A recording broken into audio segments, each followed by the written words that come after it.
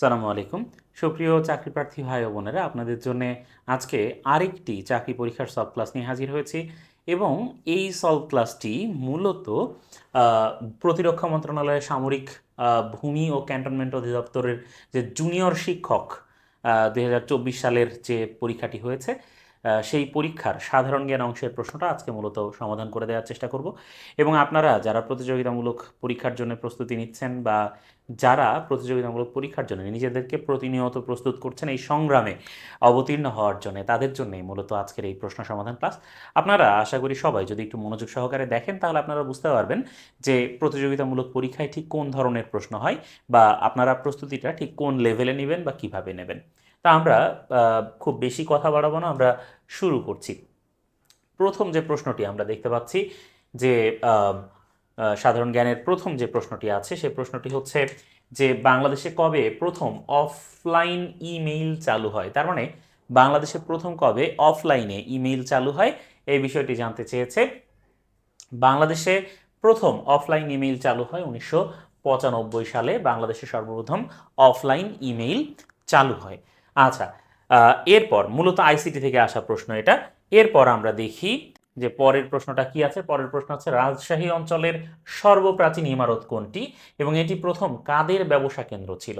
বাংলাদেশের যে উত্তরাঞ্চল রাজশাহী বরেন্দ্র বলে মূলত যে অঞ্চলটাকে আমরা চিনি, সে রাজশাহী অঞ্চলের সর্বপ্রাচীন ইমারত কোনটা জানতে চেয়েছে এবং এটি প্রথমে কাদের ব্যবসা কেন্দ্র ছিল সেটি জানতে চেয়েছে। আমরা জানি যে রাজশাহী অঞ্চলের প্রথম মানে সবচেয়ে প্রাচীন যে কেন্দ্র সেটা হচ্ছে বড়কুঠি ব্যবসা কেন্দ্র এবং এটি মূলত ছিল ডাচদের।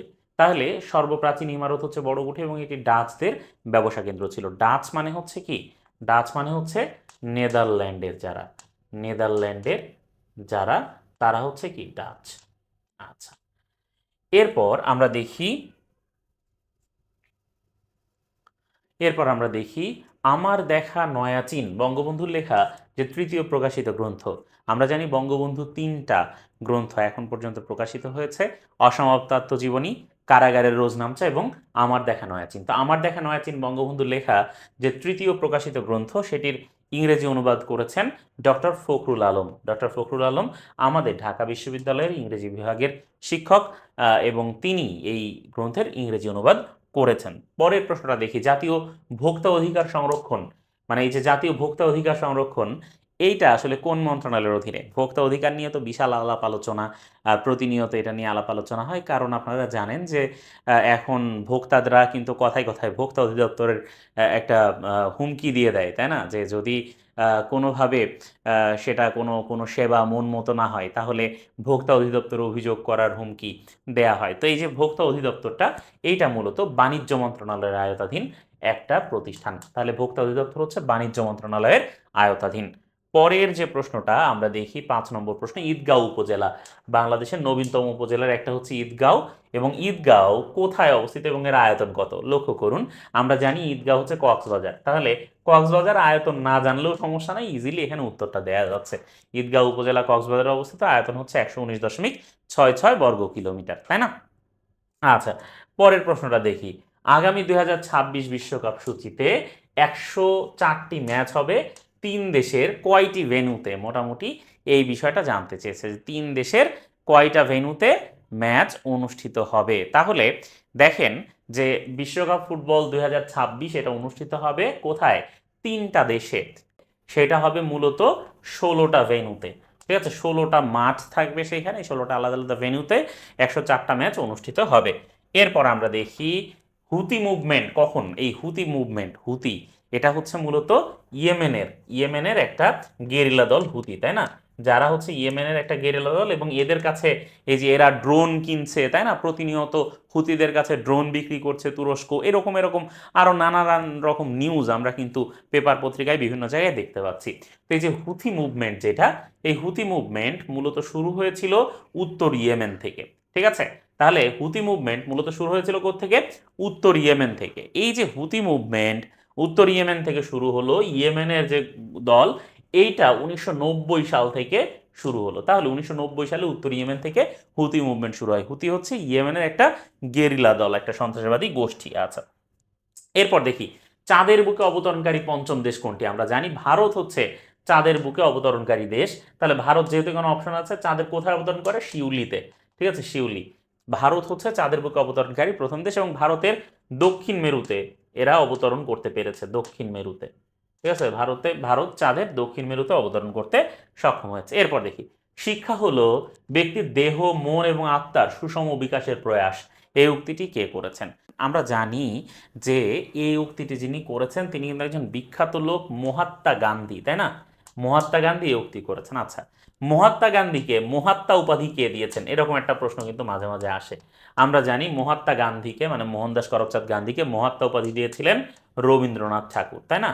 মহাত্মা উপাধি দিয়েছিলেন রবীন্দ্রনাথ ঠাকুর। ঠিক আছে, এটা একটু মনে রাখবেন, এটা মাঝে মাঝে পরীক্ষায় প্রশ্নে আসতে পারে। এরপর দেখি, মারিও জাগালো কে ছিলেন? মারিও জাগালো একজন বিখ্যাত ফুটবলার। প্রথম কথা হচ্ছে এই, তাহলে দেখেন ফুটবলার দিয়ে তিনটা অপশন আছে, ব্রাজিলিয়ান, আফ্রিকান এবং জার্মান। এখন এই যে মারিও জাগালো, তিনি একজন বিখ্যাত বিখ্যাত ব্রাজিলিয়ান ফুটবলার। মারিও জাগালো হচ্ছেন একজন কিংবদন্তি ব্রাজিলিয়ান ফুটবলার। ঠিক আছে, মারিও জাগালো। বিজ্ঞানীরা ব্ল্যাক হোলের ছবি প্রথম কত সালে তুলতে সক্ষম হয়? আমরা জানি যে ব্ল্যাক হোল হচ্ছে একদম কৃষ্ণ গহ্বর, তার মানে সেটা এত কালো যে সকল আলো সেটা শোষণ করে নেয়। তাহলে ছবি তুলতে গেলে কোনো বস্তুর উপর আলো প্রতিফলিত হতে হয়, বা সেই বস্তুর উপর আলো পড়ে আবার ফেরত আসতে হয়। তাহলে যদি কোনো বস্তু আলো প্রতিফলিত না করে, আমরা সেই বস্তুকে দেখতে পাই না। এখন বিজ্ঞানীরা 2019 সালে সর্বপ্রথম ব্ল্যাক হোলের ছবি তুলতে সক্ষম হন। সেটা বিজ্ঞানীরা কিভাবে করেছেন সেটা বিজ্ঞানীরা আসলে ভালো জানেন। এরপর আমরা দেখি, উপকূলীয় রাষ্ট্রের মহিষপানের সীমা কত? আমরা জানি যে নর্মালি উপকূলীয় রাষ্ট্রের মহিষপান বা মহিঢালের সীমানা হয়, নর্মালি আমরা জানি যে ইটোলসের যে নিয়ম সেই অনুযায়ী এটা হয় হচ্ছে, মানে একেবারে সমুদ্রের উপকূল থেকে শুরু করে 200 মিটার পর্যন্ত গভীরতা অঞ্চল পর্যন্ত হয় মহিষপান বা মহিঢাল। এখন উপকূলীয় রাষ্ট্রের মহিষপানের সীমানা হয় 300 নটিক্যাল মাইল পর্যন্ত। ঠিক আছে, 300 নটিক্যাল মাইল পর্যন্ত। এই বিষয়গুলো ঠিক করে দিয়েছে ইটোলস, ITLOS, ইটোলস। আপনারা জানেন যে international tribunal for the law of the sea, এদের এদের আইন অনুযায়ী, ইটোলসের আইন অনুযায়ী 300 নটিক্যাল মাইল পর্যন্ত এইটা এই এই মহিষপানের সীমানা নির্ধারণ করা যায়। আর ইটোলস এটা তো ট্রাইব্যুনাল, ইটোলস বিচার করে যে আইন অনুযায়ী সেটা হচ্ছে ইউএন ক্লস, জাতিসংঘের সমুদ্র আইন, যেটা UNCLOS, united nation convention on the law of the sea, এই অনুযায়ী ইটোলস বিচার করে বা রায় দেয়। পরের প্রশ্নটা আমরা দেখি, কোন খেলার সাথে প্রাগৈতিহাসিক যুগের মানুষের অস্তিত্ব রক্ষা সংগ্রাম জড়িত? অপশন আছে গোল্লাছুট, আছে ফুটবল, আছে হকি এবং আছে কাবাডি। আমরা জানি এই যে কাবাডি যে খেলাটা, তাই না, বা হাডুডু যে খেলাটা, এই খেলায় কি হয়? প্রতিপক্ষের খেলোয়াড়কে মেরে আসতে হয় আর নিজের খেলোয়াড়দেরকে রক্ষা করতে হয়। আমরা জানি প্রাগৈতিহাসিক কাল থেকে মানুষ যখন সমাজ গঠন করেছে তখন থেকে বিষয়টা আসলে এমন ছিল যে নিজেকে বেঁচে থাকতে হবে এবং বেঁচে থাকার প্রয়োজনে যে কোনো কিছু করতে হবে, তাই না, প্রয়োজনে সহিংস হতে হবে। তো এই কাবাডি খেলাটা হচ্ছে এই স্পিরিটের সাথে সম্পর্কিত। এরপরে আমরা দেখি 1971 সালের গণহত্যা নির্যাতন আর্কাইভ জাদুঘর। 1971 সালের যে গণহত্যা নির্যাতন আর্কাইভ জাদুঘর আছে সেটা হচ্ছে সাউথ সেন্ট্রাল রোড, খুলনাতে। এই জাদুঘরটা খুলনাতে অবস্থিত, খুলনার সাউথ সেন্ট্রাল রোডে অবস্থিত। এরপরে আমরা দেখি, মুক্তিযুদ্ধ স্মৃতিস্তম্ভ বিজয় চেতন, এটা কোন সেনানিবাসে অবস্থিত? সাভার সেনানিবাসের যে মুক্তিযুদ্ধ স্মৃতিস্তম্ভ সেটার নাম হচ্ছে বিজয় চেতন। পৃথিবীর বিভিন্ন সেনানি, মানে বাংলাদেশের বিভিন্ন সেনানিবাসে এই যে যে ভাস্কর্যগুলো আছে বা মুক্তিযুদ্ধ ভাস্কর্যগুলো আছে সেগুলো একটু ভালো করে পড়তে হবে, এগুলো থেকে কিন্তু প্রশ্ন আসে। এরপর আমরা দেখছি, স্বাধীনতা যুদ্ধে সর্বশেষ শত্রুমুক্ত জেলা। আচ্ছা, এটা নিয়ে কথা আছে। আমরা জানি স্বাধীনতা যুদ্ধে সর্বপ্রথম সর্বপ্রথম শত্রুমুক্ত জেলা হচ্ছে যশোর, এবং যশোরের সাথে সাথে সিলেটও একই দিনে মুক্ত হয়। এখন সর্বশেষ শত্রুমুক্ত জেলা আমরা জানি যে কিশোরগঞ্জ। ঠিক আছে, তবে ঢাকা জেলাও কিন্তু সর্বশেষ শত্রুমুক্ত হয়েছে, কারণ পাক হানাদার বাহিনী আত্মসমর্পণ করেছিল কোথায়? ঢাকায়। তাহলে আত্মসমর্পণ পর্যন্ত হিসাবে ধরলে ঢাকা এক্ষেত্রে সঠিক উত্তর বলে ধরা যেতে পারে। এরপর দেখি, বীরশ্রেষ্ঠ মোস্তফা কামাল কত নম্বর সেক্টরে যুদ্ধ করেছিলেন? বীরশ্রেষ্ঠরা যে সেক্টরগুলোতে যুদ্ধ করেছিলেন সেক্টরগুলো গুরুত্বপূর্ণ, আমাদেরকে এই বিষয়গুলো একটু পড়তে হবে, মনে রাখতে হবে। বিশেষ করে বীরশ্রেষ্ঠরা কোন বাহিনীতে ছিলেন, কোন সেক্টরে যুদ্ধ করেছিলেন, কোথায় মারা গেলেন, তাদের কবর কোথায় আছে, এই বিষয়গুলো জরুরি। আমরা জানি বীরশ্রেষ্ঠ মোস্তফা কামাল তিনি 2 নম্বর সেক্টরে যুদ্ধ করেছেন। 2 নম্বর সেক্টরের মধ্যে কিন্তু ঢাকা সিটি ছিল। ক্র্যাক প্লাটুন কিন্তু এখানে যুদ্ধ করেছে। হ্যাঁ, ক্র্যাক প্লাটুন নিয়ে তো ইদানিং অনেক কথাবার্তা হয়, তো আমি বলে রাখছি ক্র্যাক প্লাটুনও কিন্তু এখানেই যুদ্ধ করেছে। পরের প্রশ্নে আমরা চলে যাই, মুক্তিযোদ্ধাদের জন্য সর্বোচ্চ খেতাব বীরশ্রেষ্ঠ আনুষ্ঠানিকভাবে কবে ঘোষিত হয়? স্বাধীনতার মাত্র 2 বছরের মাথায় 15ই ডিসেম্বর 1973-এ আনুষ্ঠানিকভাবে এই বীরশ্রেষ্ঠ খেতাব ঘোষণা করা হয়। আমরা জানি বীরশ্রেষ্ঠের সংখ্যা হচ্ছে 7 জন, এই 7 জন তাদেরকে সর্বোচ্চ খেতাবে ভূষিত করা হয়। এরপর আমরা দেখি কোন শহরের একটি সড়কের নাম বঙ্গবন্ধু শেখ মুজিবুর রহমানের নামে রাখা হয়েছে। পৃথিবীর পৃথিবীর বিভিন্ন দেশে বঙ্গবন্ধু শেখ মুজিবুর রহমানের নামে নানা স্তম্ভ, নানা নানা স্থাপনার নাম রাখা হয়েছে।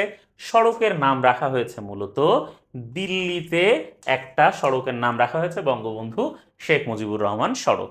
ঠিক আছে, দিল্লিতে, ভারতের, আমাদের প্রতিবেশী দেশ ভারত, ভারতের দিল্লিতে একটা সড়কের নাম বঙ্গবন্ধু শেখ মুজিবুর রহমানের নামে রাখা হয়েছে। পরের প্রশ্ন দেখি, কোন বইটি মুক্তিযুদ্ধ ভিত্তিক? আমরা দেখতে পাচ্ছি মুক্তিযুদ্ধ এবং মুক্তিযুদ্ধের ইতিহাস থেকে এবং বঙ্গবন্ধু থেকে প্রচুর প্রশ্ন এসেছে। 20টা প্রশ্নের মধ্যে কিন্তু প্রায় 50% প্রশ্ন এই ধরনের। তো কোন বইটি মুক্তিযুদ্ধ ভিত্তিক? আমরা জানি যে 9 মান্থস টু ফ্রিডম, এই 9 মান্থস টু ফ্রিডম এই বইটি মূলত একটা মুক্তিযুদ্ধ ভিত্তিক বই।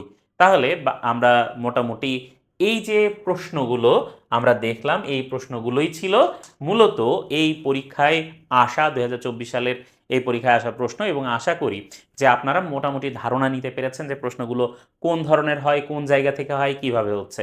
সুতরাং এই ধারণা নিয়ে পড়াশোনা করতে থাকুন, পড়াশোনার পরিমাণ বাড়ান এবং নিজেকে প্রতিদিন যোগ্য করে তুলুন। প্রত্যেক দিনটাই হোক আপনার জন্য আরও বেশি ফ্রুটফুল, প্রত্যেকটা দিন হোক আপনার জন্য আগের দিনের চেয়ে বেশি কার্যকরী। এই জন্যে সবার জন্য অনেক অনেক দোয়া থাকছে। আর আপনারা সবাই দয়া করে আমার চ্যানেলটা সাবস্ক্রাইব করতে পারেন এবং ফেসবুকে সেম নামে কুইক জিকে উইথ সাকিব নামে আমার গ্রুপ আছে, সেই গ্রুপে যুক্ত হতে পারেন। সবার সাথে দেখা হবে, কথা হবে, আরও অনেক অনেক বেশি ক্লাস হবে, অনেক বেশি সলভ ক্লাস হবে, সাজেশন ক্লাস হবে। সবাই একটু কানেক্টেড থাকবেন ইউটিউবে। সবার জন্য অনেক অনেক ভালোবাসা আর দোয়া। আল্লাহ হাফেজ।